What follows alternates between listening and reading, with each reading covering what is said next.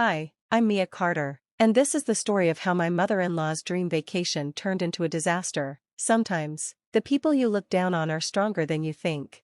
I met Jake Wilson while working as a barista in a coffee shop during my business studies. Unlike the other wealthy customers, he was kind and never treated me like I was less important. We fell in love, and I thought I had my happy ending, but his mother, Victoria, had other plans. She wanted to break us up. Victoria Wilson wasn't just rich, she came from old money, the kind that thought flying first class was roughing it. From the start, she made it clear that a coffee shop girl didn't belong in their family. "Jake, dear," she'd say while I was right there, "remember Emily from the Bancroft family? She just came back from Paris, still single."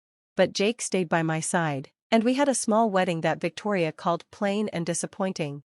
For 3 years, I put up with her insults. At family gatherings, she would make little comments about my background. "Oh, Mia, is that dress from a regular store?" Or, "It must be nice not to work anymore after serving coffee for so long." What she didn't know was that I had been investing in cryptocurrency for years, turning small savings into a fortune, one even bigger than the Wilsons. But I never told anyone except Jake. I preferred to live simply and keep it private. The final straw came when Victoria planned the family's yearly luxury vacation. She loved to show off her wealth by booking the most expensive places. At a dinner in her grand mansion, she made her big announcement. "This year, I've arranged something special," she said proudly. "I've reserved the entire Crystal Bay Island resort for 2 weeks, private beaches, personal chefs, helicopter rides, only the best for the Wilsons." The family gasped in excitement. Crystal Bay was one of the most exclusive resorts, usually booked years in advance. Then, Victoria turned to me with a fake smile. "Now, about the guest list. Since this is a high-class vacation, we need to be mindful of who comes along." I knew what was coming. "Mia, dear," she said sweetly, "I hope you understand, but this type of trip requires a certain level of elegance. It might be best if you sit this one out. Luxury resorts can be overwhelming for someone like you." Jake immediately spoke up. "Mom, if Mia's not going, then I'm not going either." Victoria's smile vanished. "Don't be silly, Jake. The whole family will be there. Your cousins are flying in from Europe. You can't skip it just because Mia might feel out of place." Jake's sister, Sophie, chimed in. "She's right. Mia, you looked so uncomfortable at the yacht club last summer." I gently touched Jake's arm and said, "It's okay," I whispered. "You should go with your family." Victoria's smug smile told me she thought she had won, but what she didn't know was that I had made some plans of my own.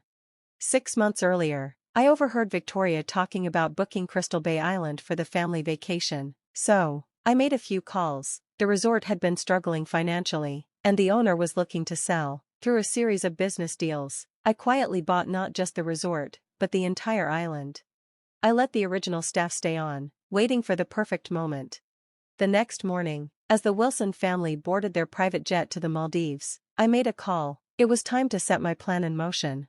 Victoria had no idea that her dream vacation was about to teach her an unforgettable lesson.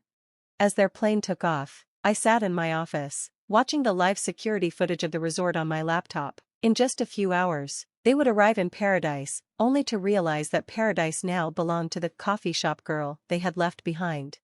I smiled as I picked up my phone. "Let's move to phase 2, I told the resort manager. The Wilsons arrived at Crystal Bay Island Resort that afternoon. Victoria led the group down the white sand beaches toward the luxury villas, already thinking about how she would brag about this exclusive trip to her friends. "Welcome to Crystal Bay Island," the resort manager, Mark, greeted them with a polite smile. "We've been expecting you." Victoria beamed. "Everything looks perfect. I assume my private villa is ready?" Mark glanced at his tablet. "Actually, there's been a slight change. The owner is currently using the presidential villa." Victoria frowned. "That's impossible. I booked the entire island. No one else is supposed to be here." "The owner isn't a guest, Mrs. Wilson," Mark explained. "They own the property and make all final decisions." "Well, who is this owner? I demand to speak with them." Victoria's voice grew sharp as the rest of the family gathered around. Mark kept his polite smile. "Of course, if you'll follow me to the main pavilion. The owner left special instructions for your arrival." The family was led to an elegant open-air pavilion overlooking the ocean. A large screen flickered to life, my face appeared, and I watched through the security cameras as Victoria's mouth fell open. "Hello, Wilson family," my recorded self greeted them. Welcome to my island. A stunned silence followed. Yes, you heard that right, I own Crystal Bay Island Resort, along with several other luxury properties worldwide. Victoria gasped. Jake tried to hide his grin, knowing this was coming. While you were busy looking down on me for making coffee, I was building an empire. That coffee girl you dismissed? She's worth more than the entire Wilson fortune combined. Victoria collapsed into a chair, her designer handbag slipping from her hand. Jake's sister, Sophie, looked pale. Now, about your accommodations, I continued. Victoria, you'll be staying in our economy villa. It's quite simple, but as you once said, some people need to learn their place. The rest of the family can choose from our standard rooms. This is outrageous, Victoria shrieked. I paid for the best suite. Your payment has been refunded, Mark informed her. The owner's decision is final. The video wasn't over yet. Oh, and Victoria? My recorded self added with a smirk. You once said luxury resorts can be overwhelming for someone like me. Let's see if that's true. I've arranged for you to work as a server at the beach bar during your stay. My recorded self continued. Think of it as a lesson about judging people by their jobs. Victoria's face twisted with anger. I will not. Do you have any idea who I am? Yes, Mark replied calmly. You're the mother-in-law of our owner, who left very clear instructions. If you don't want to follow the rules, you're free to leave, but the next flight isn't for 3 days. Chaos followed. Victoria threatened to sue, demanded her phone, which mysteriously had no signal, and even tried to arrange a private helicopter, but everything had been blocked by my orders. For the next 2 weeks, the once powerful Victoria Wilson served drinks to her own family, dressed in the same staff uniform she used to look down on. Every time she handed over a cocktail, her name badge sparkled under the sun, Victoria, trainee. But this isn't just a story about revenge. On their last day, I arrived on the island. Victoria was behind the beach bar, her designer clothes replaced by the simple staff uniform. Her perfect hair was messy, and the tropical heat had worn her down. Enjoying yourself? I asked, taking a seat. She looked at me, her anger replaced by exhaustion. Why did you do this? Because you needed to learn that a person's worth isn't measured by their job or their bank account, I said. Every person who serves you food, cleans your hotel room, or carries your luggage is a human being who deserves respect. Her eyes filled with tears. I never thought about it that way. I know, I said gently, that was the problem.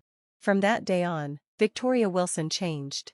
Experiencing life from the other side taught her an unforgettable lesson. She started a foundation that provides scholarships to service workers, and, most importantly, she finally learned to treat people with kindness, no matter their job. Now, our family gatherings are different. Victoria asks the servers about their lives and listens to their stories. Last Christmas, she even insisted on serving dinner herself, saying it helps her stay humble. As for Crystal Bay Resort, it's still mine, but now, it runs a special program where wealthy guests work alongside the staff to understand what real hard work feels like. Victoria helps run it, sharing her own story as a lesson about pride and respect. And Jake and I, we still visit the coffee shop where we met. Sometimes, Victoria joins us, chatting easily with the baristas she once ignored. Last week, she gave me a handmade photo album filled with pictures from that unforgettable vacation. On the last page, she had written, "Thank you for showing me that the best view in life comes from stepping down off your high horse." I keep that album in my office at the resort, a reminder that the greatest luxury isn't money or status. It's the ability to see the value in every single person you meet. And Victoria? She still works 1 shift a month at the beach bar. She says it keeps her grounded,